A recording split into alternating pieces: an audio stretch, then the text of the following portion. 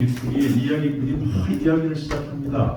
여러분 목숨 걸고 이야기 시작하면 지나가는 백성들이 모여가지고 그 이야기를 듣잖아요. 근데 이 이야기꾼이 이렇게 부르죠. 자, 그래서 말이야, 이 동양과 남자가 그날 저녁에 물레방아니가 둘이 만났는데 세상에 목이 마르네. 이러면 이제 조수가 두레방에 뭘 받아요? 엽전 한 장씩 받잖아요. 그리고 돈 받고 나서 이제 몸을 좀 죽였으니까 이야기를 풀어봅시다. 그래 만나가지고 궁시렁 좀 야식거리 한 얘기를 그렇게 풀어냅니다. 그러고는 자 다음 이야기 궁금하시죠? 다음 장면에 봅시다. 뿅 복사하죠.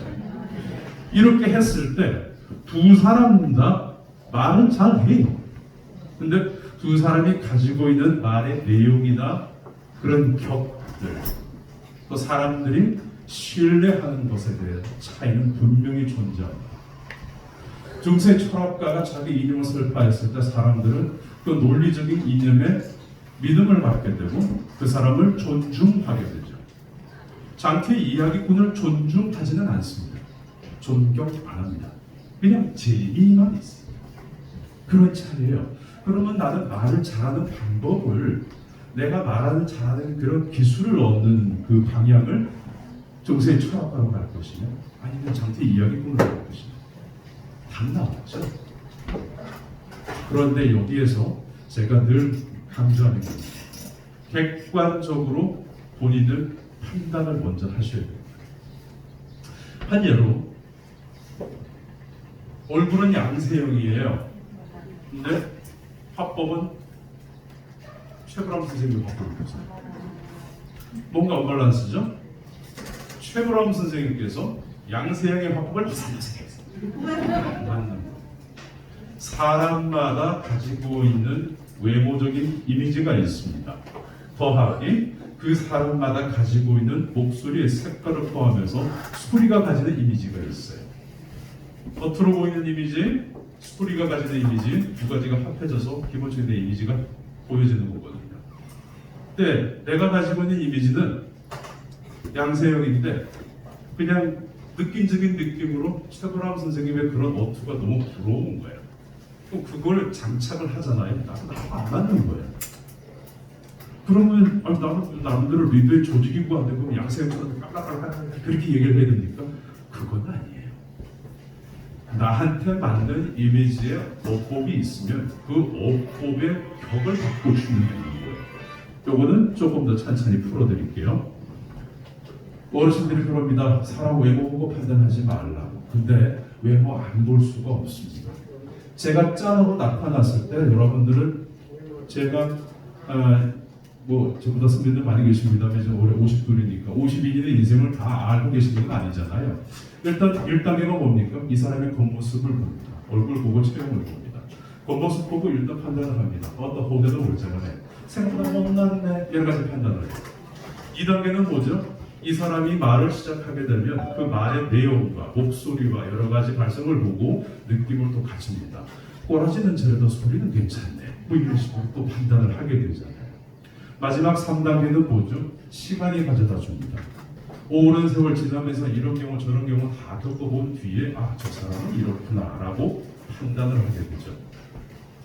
우리가 살면서 과연 그 3단계까지 시간을 갖고 판단할 인연이 몇 명이나 될까요? 같은 집에 사는 사람 말고는 참 힘들 겁니다.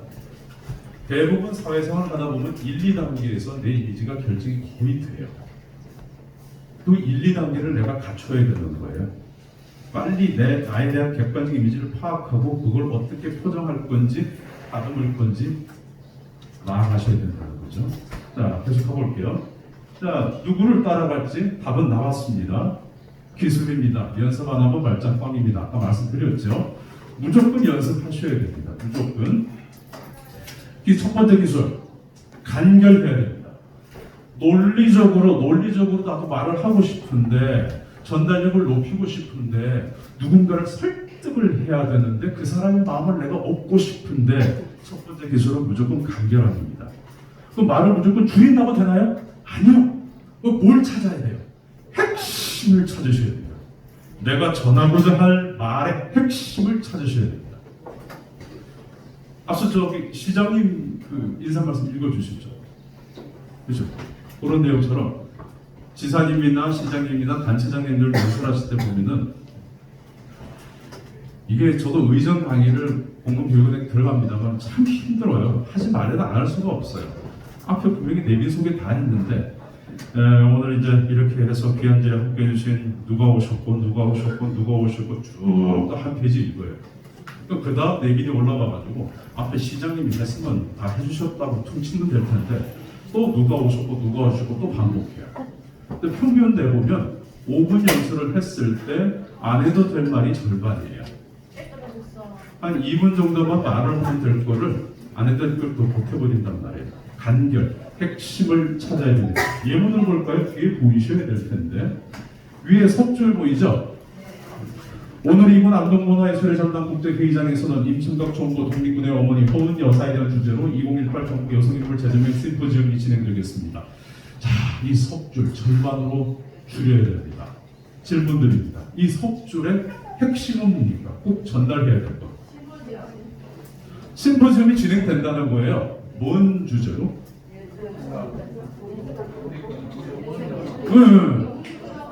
가장 핵심은 뭐죠? 오늘 여기서 뭐 하는데 허은 여사에 대한 주제로 뭘 해? 심포지엄이 진행됩니다. 이것만 하면 되는 거예요.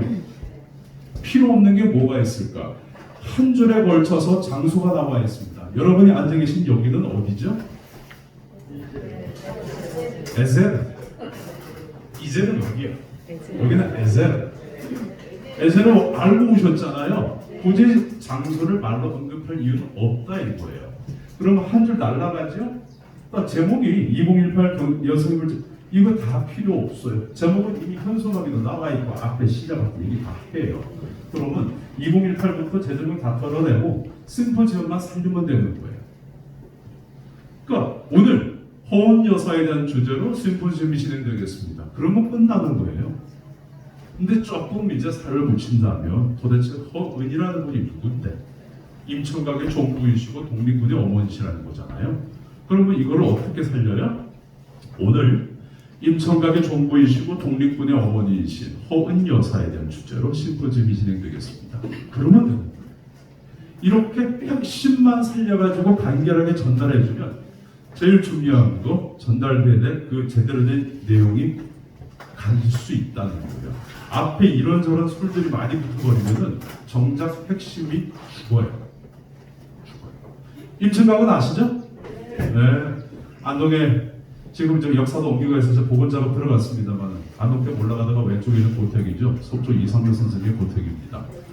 그 마당 가운데로 누가 철길을 내버렸죠? 일본 놈들이 독립군 기계를 꺾겠다고 별짓을 다 했어요. 자, 이 석줄은 그렇게 반 줄일 수 있습니다. 밑에 볼까요? 이와 동시에 국제의장 로비에서는 여성 독립운동가 분들의 승전 모습을 만나볼 수 있는 여성 독립운동가 기화 전시 또한 만나볼 수 있습니다. 뭔 소리지? 여성 독립운동가가 2번이나 들어가고요. 만나본다는 게 2번이나 들어가요. 이 석줄도 절반 날리면 돼요. 자, 질문. 이 석줄의 핵심은 뭡니까? 꼭 전해야 될 메시지가. 그렇죠. 기화 전시를 한다는 거잖아요. 그 기화에 뭘 그려놨는데? 여성 독립운동가들의 생전 모습을 그려놨다는 거예요.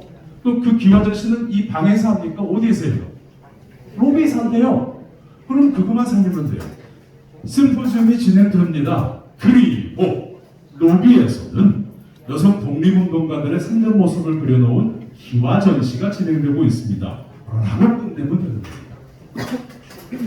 여기서 우리가 이 강의 자료 파일로 그냥 파일로 가져가시면 돼요. 뭐 저작권 이런 거 신경 쓰지 마시고 언제든 구매하십시오. 계속 사진 찍고 있길래 날 찍나 했더니 이걸 찍네. 파일로 가져가시면 돼요.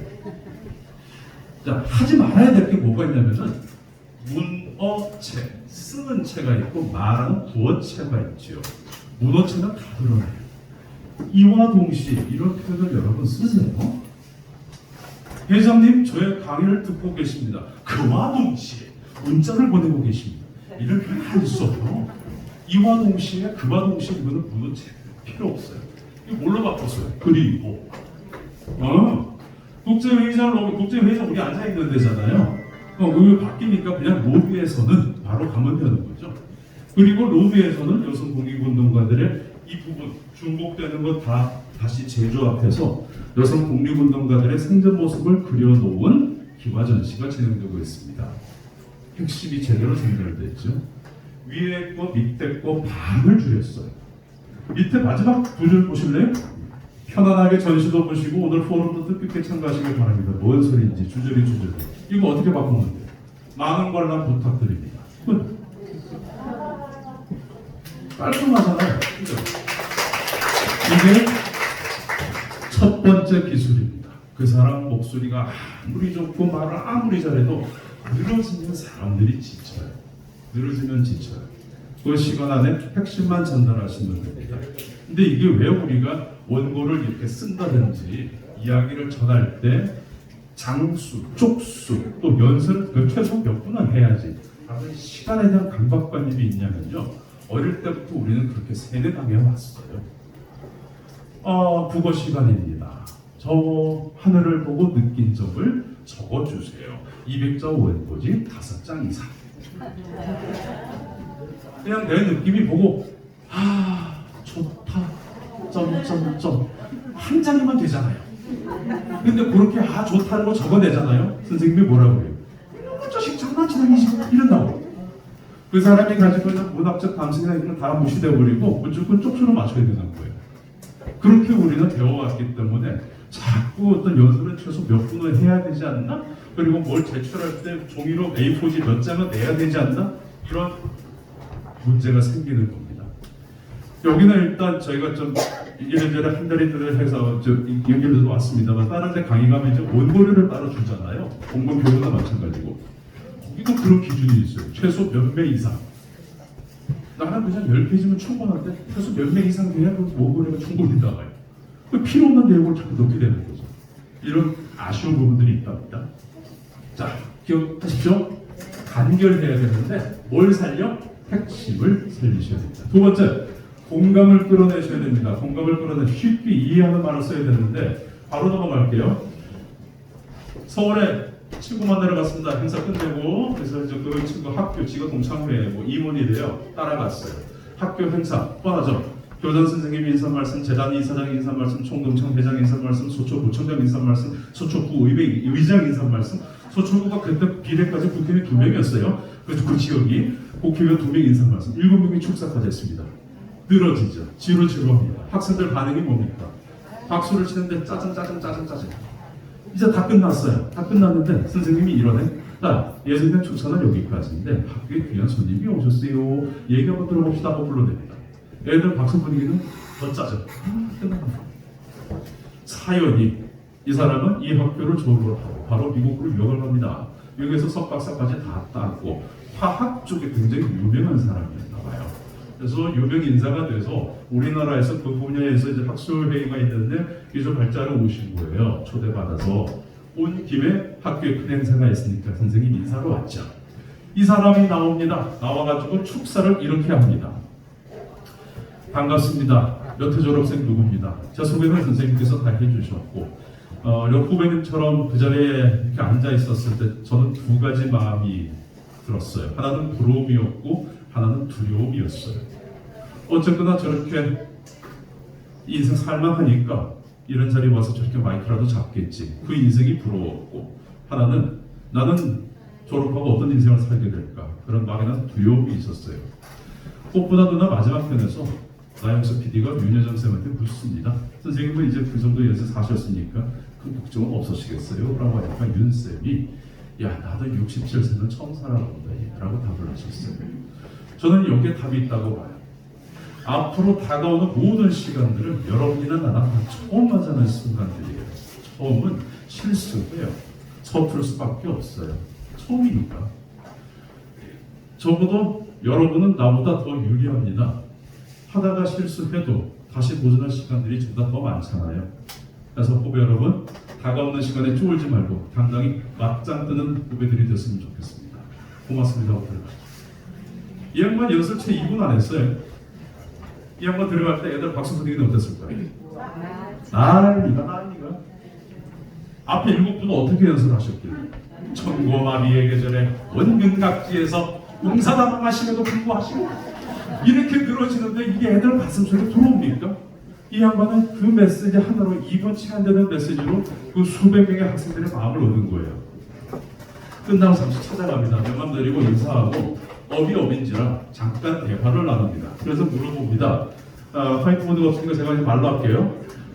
그 내용을 미리 준비하셨냐? 제가 보기에는 원고 없이 그냥 프리토킹 하시던데 그러니까 바로 프리를 했다. 어떻게 원래 준비하고 오신 거냐? 이 사람이 비행기 타고 오면서 이 책을 보게 돼요. 제가 그 책의 한 페이지를 그대로 써왔습니다. 뺏겨왔어요. 하명희 작가가 쓴 책이죠. 따뜻하게 다정하게 가까이라는 책을 보게 됩니다. 이 페이지를 보게 됩니다. 이 페이지에서 가장 핵심이 뭘까요? 후배들에게 전해주고 싶다는 생각에서 봤을 때 여기죠. 처음은 서툴고 실수한다. 이 내용이죠. 그래서 이 사람은 메모를 합니다. 이거 이번에 들어가면 후배들 보지 싶은데 혹시 기회 있으냐? 메모를. 우리도 메모는 해왔어요. 그죠? 좋은 글들 보면 당연히 적잖아요. 그죠? 근데 중요한 건 뭐냐? 우리는 메모만 했어요. 3, 4년 뒤에 책장 정리하다가 마지막 뽀얗게 쌓인 다이어리를 뒤적거리다가 내가 이런 걸 적어놨었네. 그래. 그걸 또 옮겨줬죠. 맨날 메모만 해요.